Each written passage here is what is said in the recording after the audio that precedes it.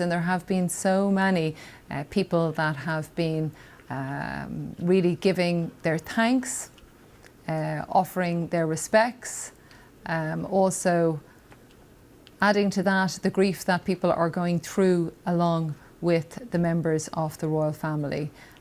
Princess Beatrice and Eugenie were there also with their father, Prince Andrew. We did see at one point them having their arms around one another, as obviously that they had grief that they are going through. But as with any funeral, of course, memories and warm and also amusing memories, of course, that they will have along with that palpable grief that they are all experiencing as well.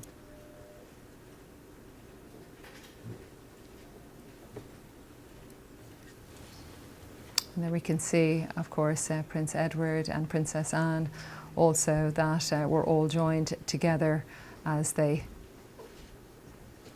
went to see some of the wishes that came from the public that came out to Balmoral. Also, I should mention that the family did wave goodbye just outside Balmoral Castle before leaving the well-wishers.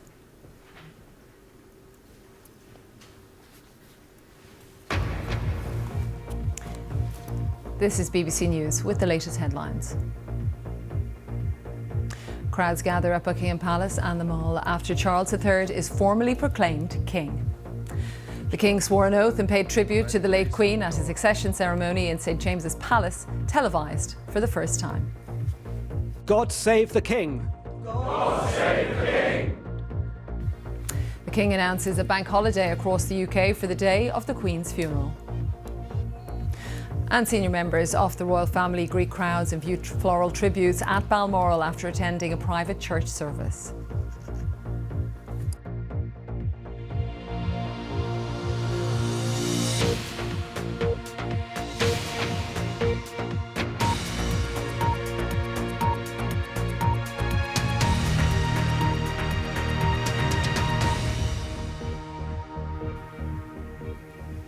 Charles III has been proclaimed king in a ceremony at St James's Palace in front of hundreds of members of the Privy Council. In a traditional ceremony, but one which was televised for the first time, the new Lord President, the Conservative MP Penny Mordaunt, confirmed the death of Her Majesty Queen Elizabeth II before the new monarch swore an oath. Let me turn now to Buckingham Palace and to my colleague Rebecca Jones. Yes, good afternoon from Buckingham Palace, where the new King, King Charles III, is inside. He returned from that meeting of the Accession Council at St James's Palace at about 12:30. In the last few minutes, we have seen the departure from the palace of Camilla, the Queen Consort.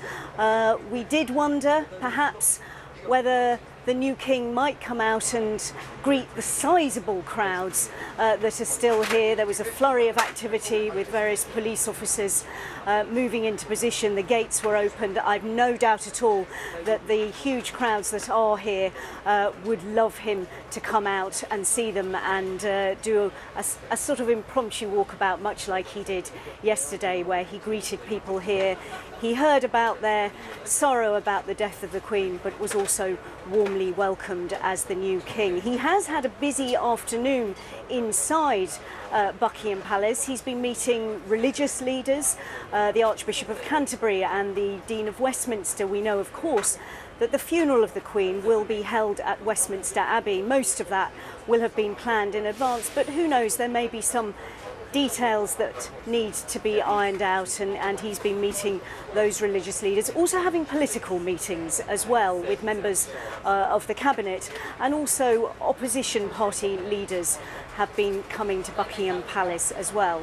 Well, I'm joined here at Buckingham Palace by our home editor Mark Easton and our political editor Chris Mason. And Chris, if we perhaps start with you, because I was mentioning those political meetings first of all, it'll be very different, won't it? Because as Prince Charles, he will have met and known many of these politicians, but this time he's meeting them as king. Yeah, and I think what we see at a moment like this is exposure to sunlight, if you like, of the British Constitution in its complexity and some of the bizarre elements of it, between the monarchy and Parliament, between what's been described in the past by Sir Walter Bagehot, essayist hundreds of years ago, as the dignified part of the British Constitution, a reference there to the monarchy, and the efficient, the governing and the parliamentary element of it. And for the opposition party leaders heading in around about now to meet the King, and the cabinet ministers as well, they feel the weight of the history of a moment like this. Some of them, many of them, will have encountered Prince Charles as he was in his previous role, but this a very different role. And certainly for many of those in the cabinet, some of them only joining the cabinet a matter of days ago, they are new to their roles just as the King is new to his, and suddenly finding themselves at the centre of this global spectacle. Cameras expected to capture those moments of at least the start of the audiences with the political leaders. And speaking to them this morning, yeah, they really feel the weight of this as a moment in history and as a global occasion. Yeah. Mark, to pick out one phrase Chris used there, a global spectacle. And we certainly had spectacle this morning, didn't we? And I was very struck. I mean, it was very traditional, that ceremony this morning, and formal. Chris used the word bizarre, actually, and I think for a lot of people it will have looked really odd. Yeah. I mean, the language is so archaic, all the bowing and the formality of it, and then afterwards the pageantry, people in silly hats and feathers and bright colours, and men with pikes, for goodness sake. But I would say, people are leaving the palace as we're speaking. So Yes. I'm not quite sure whether Now, there's you can series tell of cars coming out. It's a series of cars. We would know if it was the King's car, because I think it would have the flag on top of the car. So it may well not be the Sovereign's car, but there's certainly some movement. And as I said, we certainly saw the departure of the Queen Consort Camilla a little earlier. We'll just keep looking at these shots. You two gentlemen are considerably taller than me. Can you see over the crowds? All bar one of the cars has turned around to the left of Buckingham Palace. Just the one has headed down the Mall, and it must be around about at least a dozen cars. Could these heading be the out. politicians, members of the cabinet, perhaps, Chris, who've been in to see the new King? That is possible, because on the time frame that we were given, and the timings can slip a little on occasions and days like this, the cabinet were due into the palace at around about 2:30. So that could explain the number of cars leaving all at once, given the number of cabinet ministers who I would have thought would have been very keen to be part of the audience with the King. I will see if I can find a definitive answer, but I think at this stage that would be a reasonable thing to speculate Yes. on. Some further cars, it looks like, just approaching the gates right now as well. Yes, and the gates remain open. Mark, just to carry on with Yeah, I mean, your one can thought. see all these cars coming out in a way that it's a sort of physical representation of the workload that Yeah. the new King, just a day or so into the job, is having to undertake at this point. We were talking about the flummery. We were talking about the pageantry of this morning. And I think for many people, it will be, what on earth is all this about? Actually, I think it's a hugely important part of the process. Yes. We saw the informality yesterday with the King greeting the crowds, even getting a kiss on the cheek. Yeah. This morning we saw something very, very different, and it is that marriage of the ancient and the modern that I think is going to define the new King. He's going to want to find the correct balance. Now, his mother had a very clear distinction between her private life, if you like, her emotional personality, and her public duties. I think we're seeing something slightly different with Charles. I think we're seeing somebody who is more comfortable to show a bit of his personality. Well, it was interesting last night in that address to the nation. He spoke not only of his darling mama, but also of his darling wife. Yes, and how much he loved her. Yeah. And of course we did hear that from the Queen about Philip, but it was on very rare occasions. Yeah. We saw a king, I think, who was entirely at ease with his people, and the expectation is we may have another walkabout this afternoon, and that I think would be in keeping with a monarch who is making sure that there are two things happening at the same time. One is the formal and the sort of custom, the convention that goes with an ancient monarchy, but also searching for an identity that is different from his mother's. He referred in his address last night, I'm just going to remind myself of the words, Yeah. of the late Queen's abiding love of tradition, together with that fearless embrace of progress. And that continuity and change dynamic. It clearly mattered to the Queen, we know, but also will be hugely important for the new king. Chris, just a brief word from you. I know you've been on your phone. Have you confirmed they were members of the cabinet leaving? I haven't yet. I have texted various Not good people enough. to try and establish it. It's the slow Wi-Fi, don't worry about that. There's another little hint of speculation here, but I just wonder that if you've had an audience with the King, it may take a little longer than normal to flick your phone from airplane mode back into conventional mode. That's my excuse anyway. As soon as I've confirmed it, I'll let you know. Lovely. Chris Mason, our political editor, Mark Easton, our home editor. Thank you both. And with that, I'll hand you back to Nuala. Thanks very much, Rebecca, and also, of course, to Chris and Mark. We'll be back with them a little later. Now, at his proclamation ceremony held earlier at St James's Palace, King Charles paid tribute to his late mother, saying her reign had been unequalled in dedication, duration and devotion. He vowed to follow her example and seek peace, harmony and the prosperity of all the nations where he is now head of state. He also confirmed that the day of the Queen's funeral will be a bank holiday across the country. Our royal correspondent Nicholas Witchell has been watching today's events. In the setting of London's original royal palace at St James's, the Accession Council, a meeting of 200 privy councillors, Britain's political leaders, past and present, with other notable figures, a meeting rooted in past centuries, essential to the transition to a new reign and seen for the first time through television. The King joined the Accession Council gathered in the palace's throne room to make his declaration. It is my most sorrowful duty to announce to you the death of my beloved mother, the Queen. I know how deeply you, the entire nation, and I think I may say the whole world, sympathise with me in the irreparable loss we've all suffered. My mother's reign was unequalled in its duration, its dedication and its devotion. Even as we grieve, we give thanks for this most faithful life. I am deeply aware of this great inheritance and of the duties and heavy responsibilities of sovereignty, which have now passed to me. In taking up these responsibilities, I shall strive to follow the inspiring example I have been set in upholding constitutional government and to seek the peace, harmony and prosperity of the peoples of these islands and of the Commonwealth realms and territories throughout the world.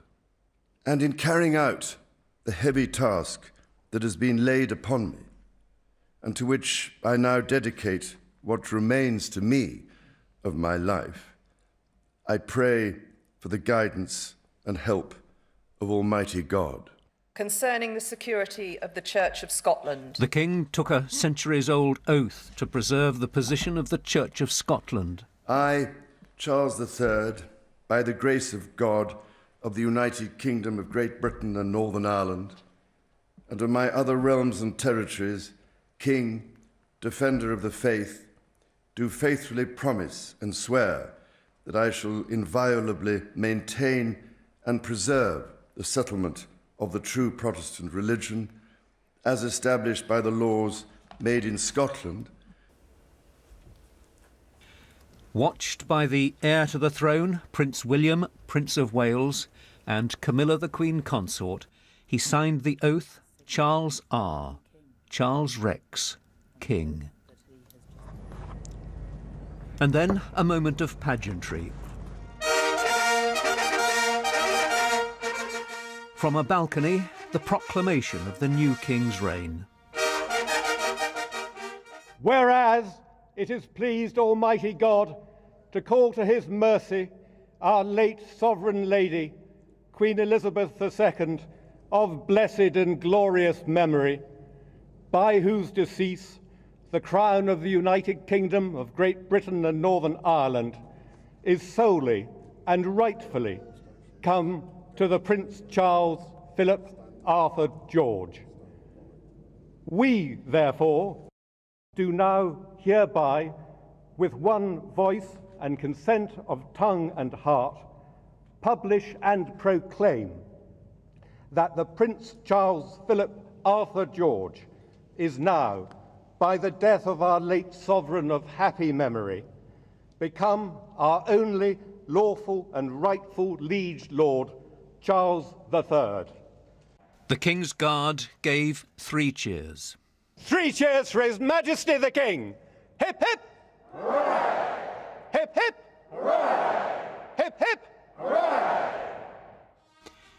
Following centuries-old tradition, the proclamation was also issued in the City of London. It will be repeated in Britain's other national capitals tomorrow. Hooray! Hip hip! Affirming and proclaiming the reign of Charles III to all corners of his kingdom. Nicholas Witchell, BBC News.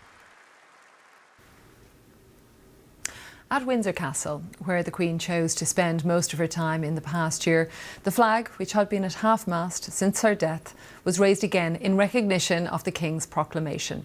Crowds have continued to gather outside the late Queen's residences across the country to lay flowers and to pay their respects to Her Majesty.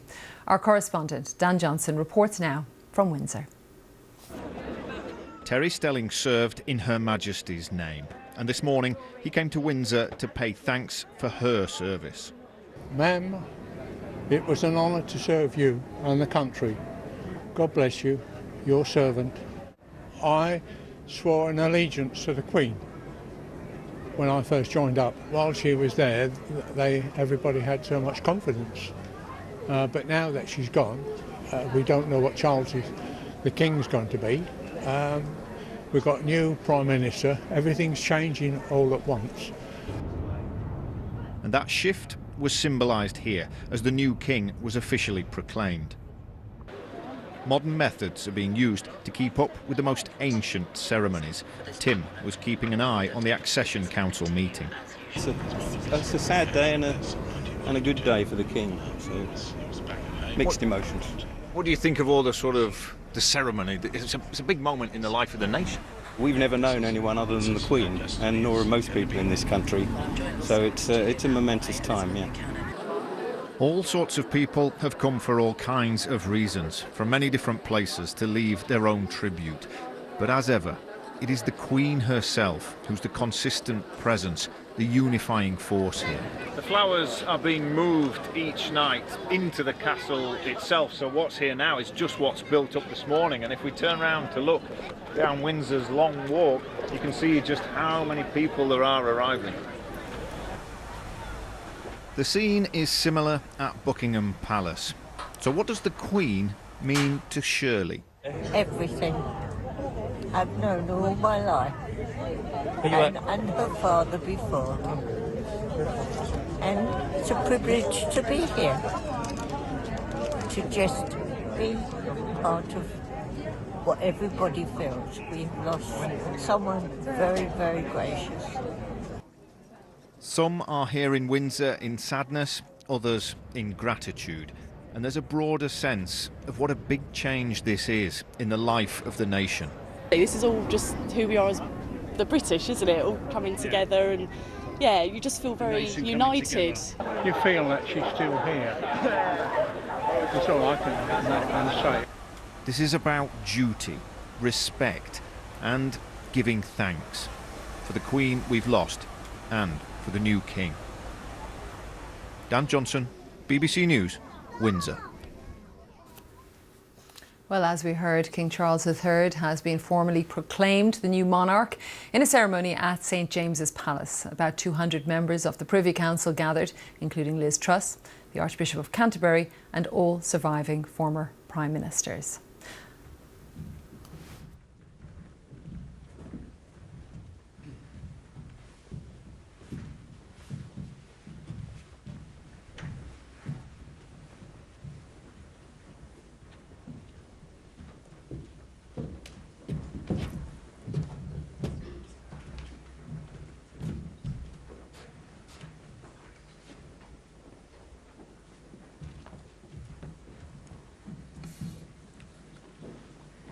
The business for part 1 of the Council.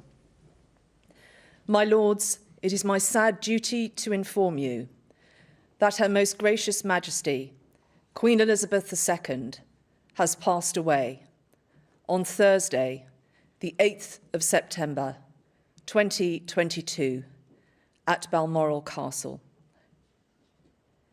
I propose that, when certain necessary business has been transacted, a deputation consisting of Her Majesty, His Royal Highness, the Archbishop of Canterbury, the Lord Chancellor, the Archbishop of York, the Prime Minister, the Clerk of the Council, and myself, shall wait on the King and inform him the Council is assembled. I now call on the Clerk of the Council to read aloud the text of the proclamation.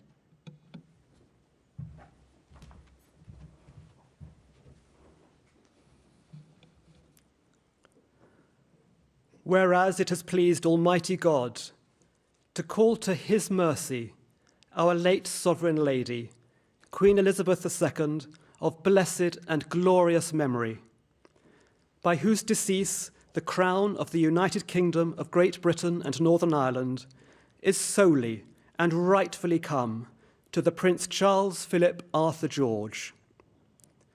We, therefore, the Lords spiritual and temporal of this realm, and members of the House of Commons, together with other members of Her late Majesty's Privy Council, and representatives of the realms and territories, aldermen and citizens of London and others, do now hereby, with one voice and consent of tongue and heart, publish and proclaim that the Prince Charles Philip Arthur George is now, by the death of our late sovereign of happy memory, become our only lawful and rightful liege lord, Charles III, by the grace of God of the United Kingdom of Great Britain and Northern Ireland, and of his other realms and territories, King, head of the Commonwealth, defender of the faith, to whom we do acknowledge all faith and obedience with humble affection,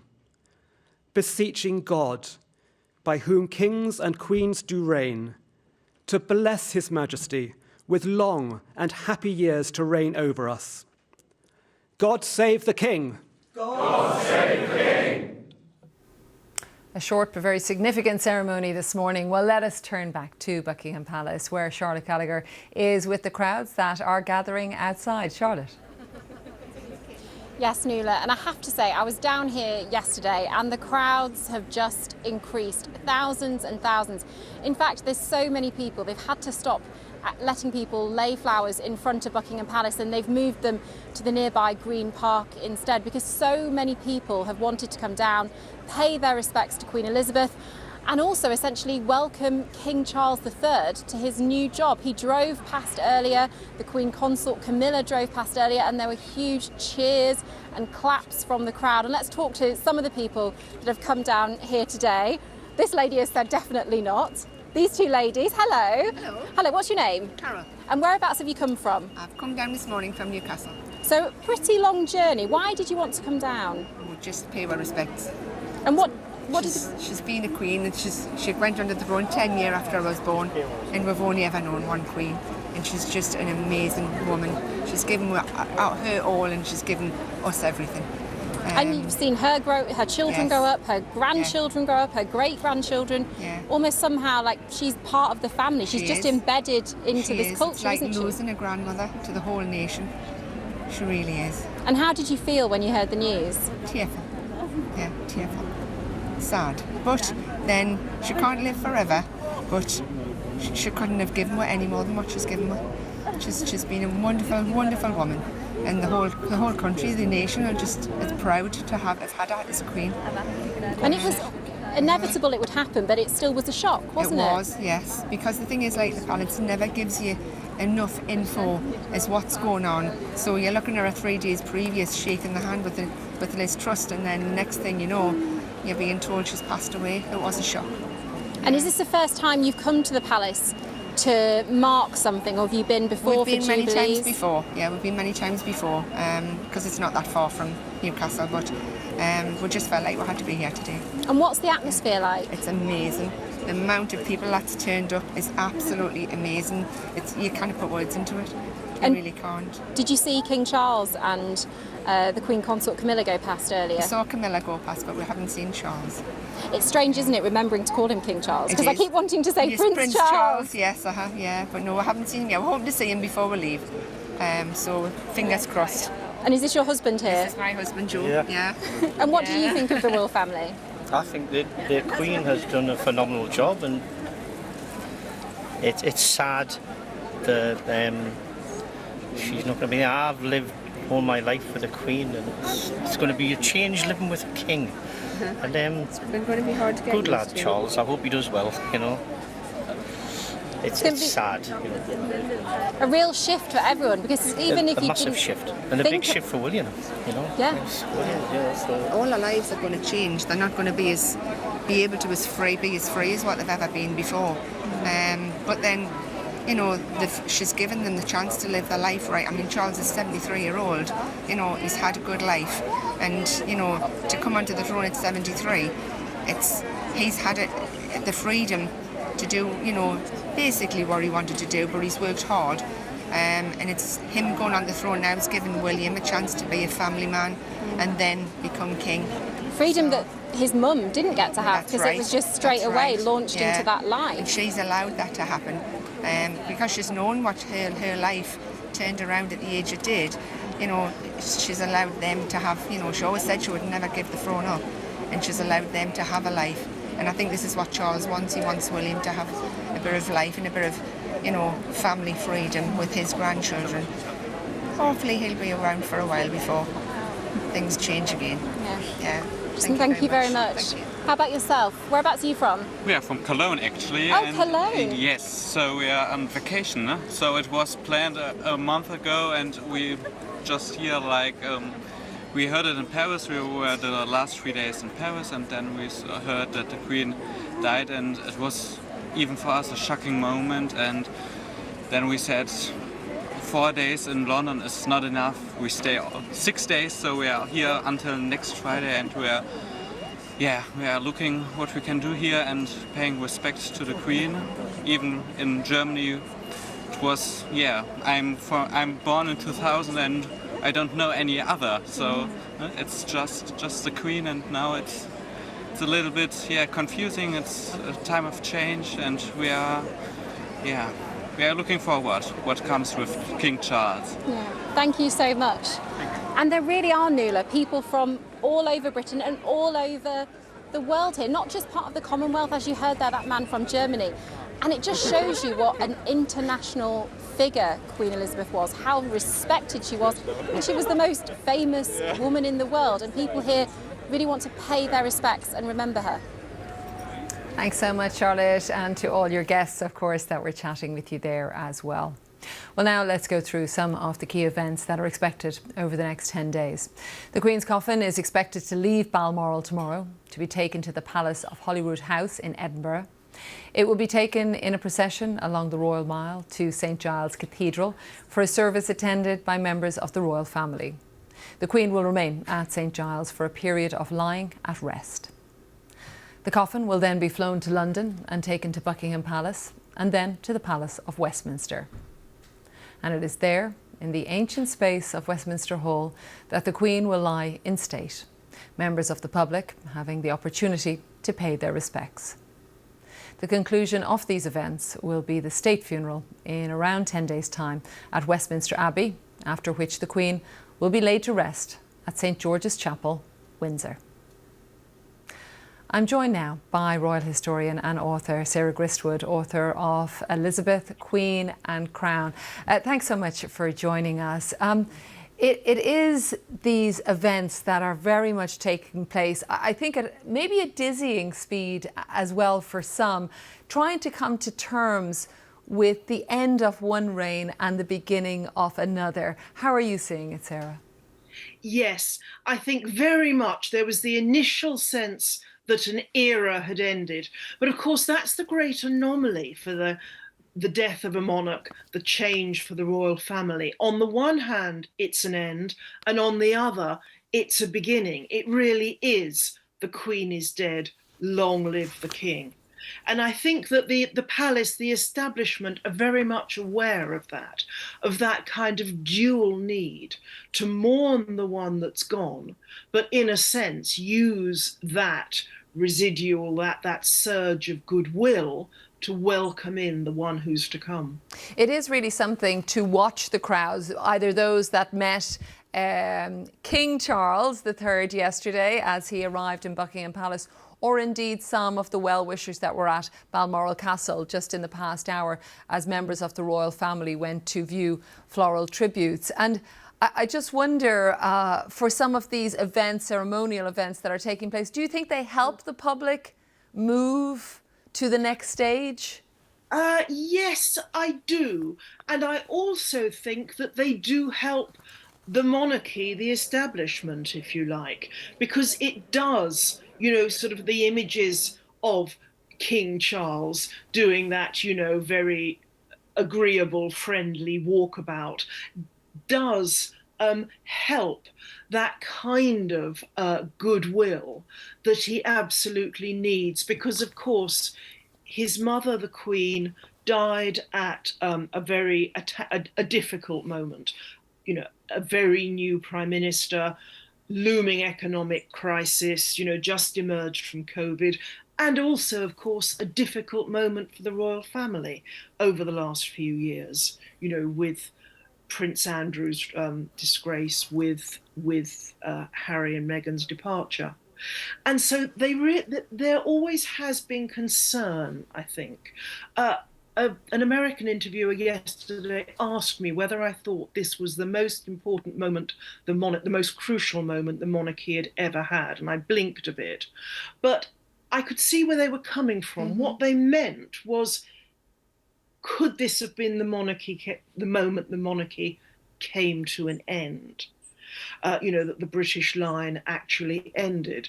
And clearly, I think King Charles's speech went down very well with all of us. It was reassuringly convincing that he has done a lot of thinking about the way ahead, about the role for the crown. But I think public events and that visible symbols of public goodwill, all those flowers and all those people, I think it's helpful all round. Let me turn as well, as King Charles has mentioned his age, that he is coming to the throne, of course, so much older than his mother did.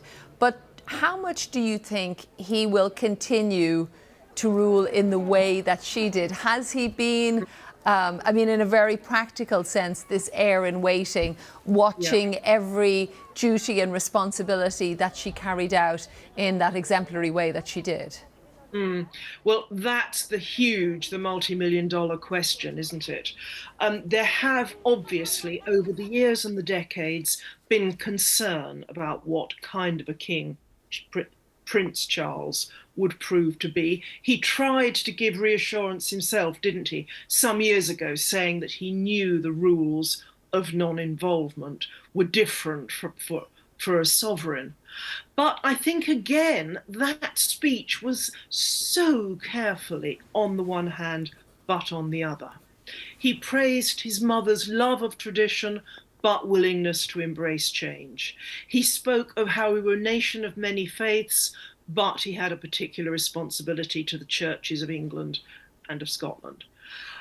He spoke of that need to accept the best, the responsibilities, the duties of a monarch, but also made it clear that he was open, was expecting to introduce some new ideas. So I think that was very careful.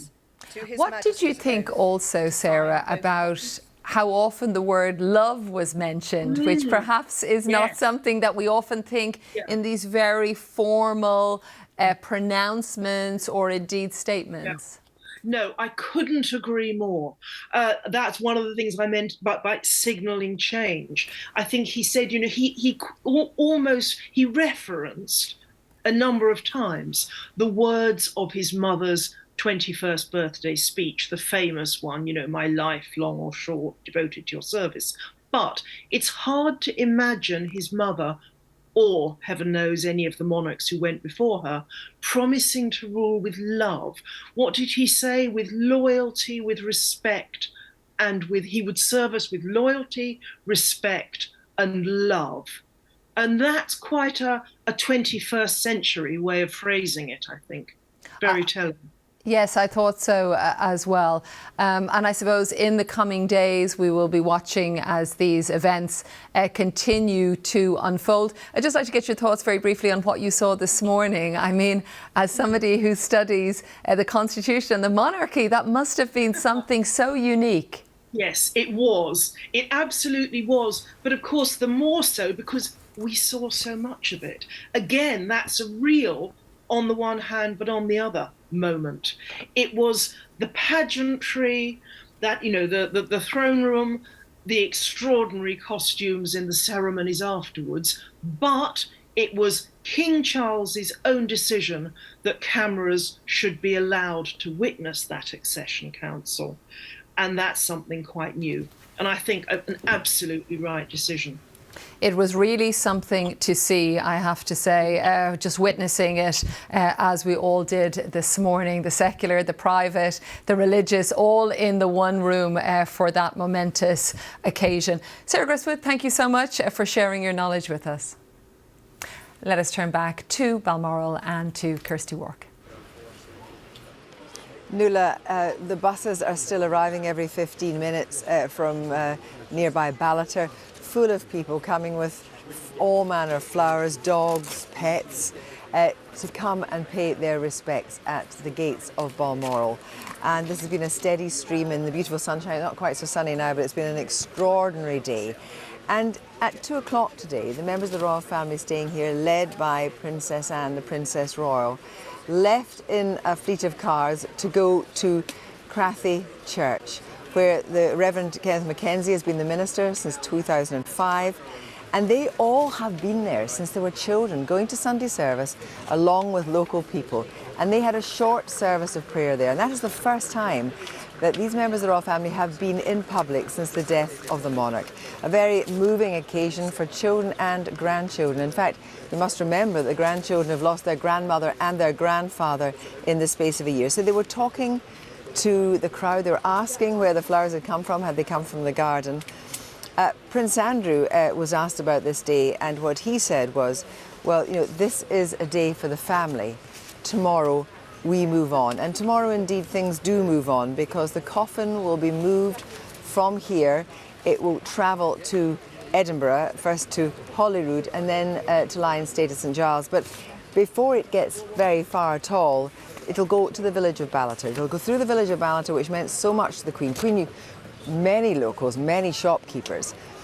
And the coffin will make a special stop in Ballater to allow the people of Ballater to pay their own respects. And then it is expected to travel on very slowly down to Edinburgh. So really, people I'm sure will still come to Balmoral. But I think partly they're coming because they're coming not only to pay their respects, but to be close to their Queen. A lot of these people are locals, but you know, I spoke to someone from Greece, from Surrey, from Suffolk.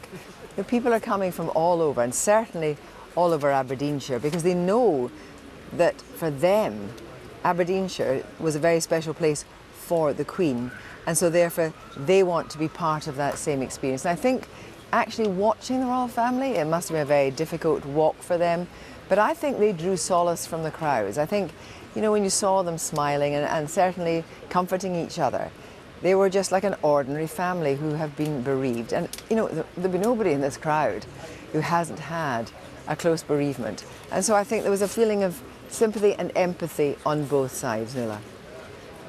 That was exactly the point, Kirsty, that struck me as I was watching them.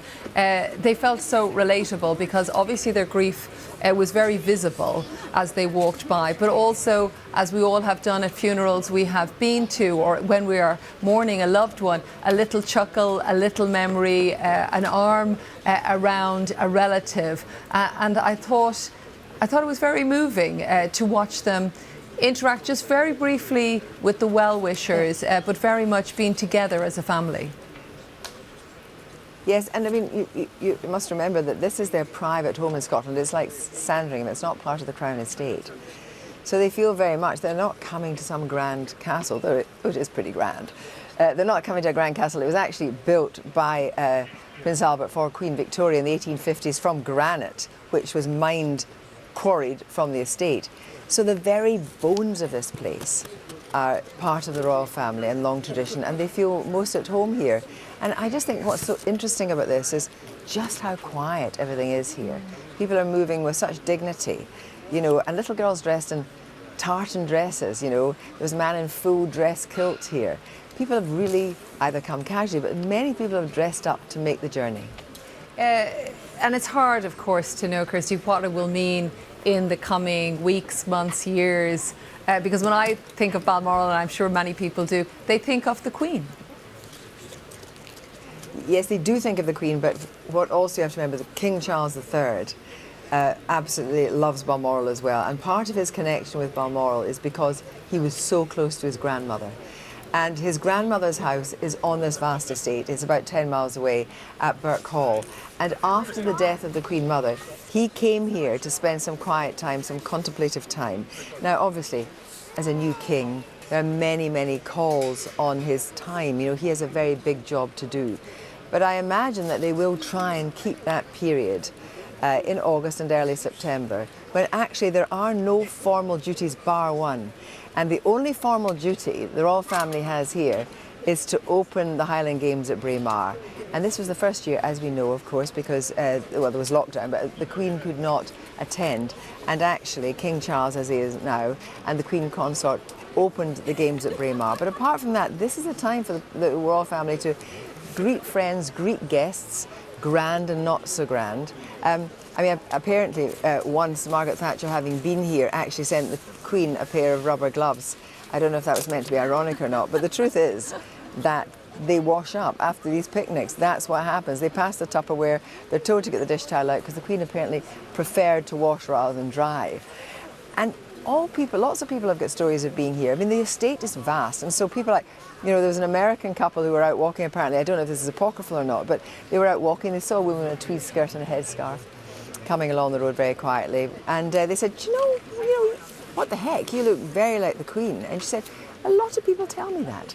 And she walked on with a smile. You know, the Queen had a marvellous sense of humour. And, you know, I imagine there's other members of the royal family who have got an equally great sense of humour, and I think the Princess Royal, Princess Anne, is just one of them.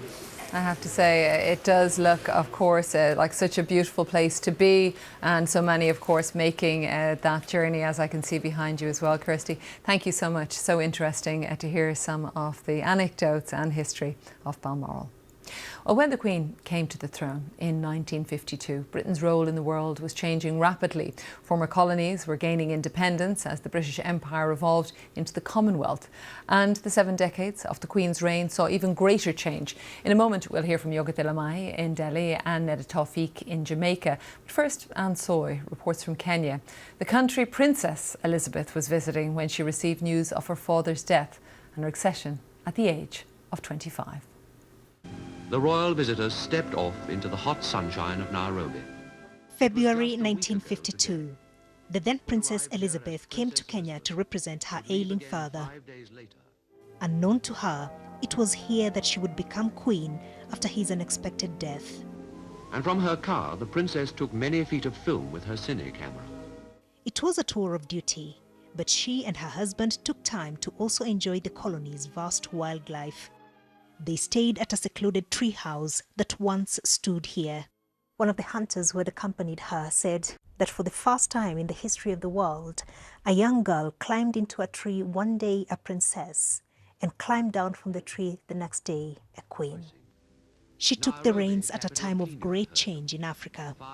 Colonies gained independence and became republics. As head of the Commonwealth, the Queen reached out and helped bring them into the fold. She made bold moves. Here, seen dancing with a black man for the first time, Ghana's President Nkrumah. It stirred controversy in Britain, but she proved to be a leader ahead of her time. Now, King Charles will lead the Commonwealth. African nations with no historic links to the UK are choosing to join. But this is a continent that's changing fast, and preserving his mother's legacy will not be without its challenges. A royal welcome on the first of 3 visits to India. In 1961, the Queen was in the early years of her reign. I am indeed grateful to the citizens of Delhi. And India was a young republic still enamored by the empire. Crowds gathered everywhere she went. As India turned 50, Queen Elizabeth sought to address some of the dark chapters of colonial history. At this public park, unarmed Indians were shot dead by British soldiers a century ago. The royal couple paid tributes, but stopped short of an apology. 75 years since independence, India is trying to move away from its past, and its links with the British royal family have become less significant. It's a complicated relationship because of the nature of colonial rule. But what we've seen here today is most people looking beyond the institution that the Queen represented to the person she was. And a deep sense of respect has been reflected in the tributes. Nice to see you again. Great to see you again. Indian Prime Minister Modi recalled his meetings with her. She personified dignity and decency in public life, he wrote. A day of mourning will be held on Sunday. A warm welcome to Her Majesty the Queen and the Duke of Edinburgh. A young Queen Elizabeth in Jamaica on her first royal visit. Back in 1953, crowds were eager to catch a glimpse of the new monarch. The Queen, it said, had a deep affection for the island and would go on to visit a further 5 times. Reflecting on her life and service, officials here called her a portrait of dignity. Jamaica is observing a period of mourning and flags are flying at half-mast. But there is a generational divide. While some older Jamaicans have shed a tear and expressed sadness, others, especially the youth, don't feel that same close connection. To them, the royal family hasn't properly atoned for Britain's historic role in slavery and colonization by way of a formal apology or reparations. Nostalgia for the past is not a road many are interested in traveling. The Duke and Duchess of Cambridge tried to emulate the Queen's 1953 visit, riding the very same Land Rover in March. It drew attention only to how much Jamaica had changed. The Prime Minister bluntly told the couple his country would move to become a republic, something 4 other islands in the Caribbean have already done. For now, though, the focus here is on paying respect to the Queen and the new monarch. On Saturday, the Jamaican Defence Forces will deliver a 21-gun salute to celebrate King Charles III. Let us turn back to Buckingham Palace and to Rebecca Jones, who has also some people with her watching events as they unfold. Rebecca. Absolutely, yes. Hello to you from Buckingham Palace, where the new king, King Charles III, has been inside for about 3.5 hours today. He's been holding a series of meetings. We've just seen the Dean of Westminster go into Buckingham Palace. We know, of course, that the Queen's funeral will take place at Westminster Abbey, and most of the arrangements for that will have been made in advance, but who knows, there may be some details to iron out. And just before he went in, we saw Ian Blackford, the leader of the SNP at Westminster, and Sir Ed Davey, the leader of the Liberal Democrats, leave the palace on foot. They'd been to see the new king, along with the leader of the opposition, Sir Keir Starmer, and a bit before them, members of the cabinet had also been in to meet the new king. So really, for him, the day-to-day job of being king has well and truly got underway. And I'm delighted to say that we're joined by somebody who does know the new king, Linda Yu, Chair of the Royal Commonwealth Society. Linda, lovely to have you with us. And I know you were with Prince Charles, as he was, earlier in the year in Kigali when he was representing the Queen at a Commonwealth Heads of Government meeting. Tell us about your impressions. I think what really struck me was how King Charles, I think his approach is very similar to the Queen. Immediately, he seeks to put you at ease.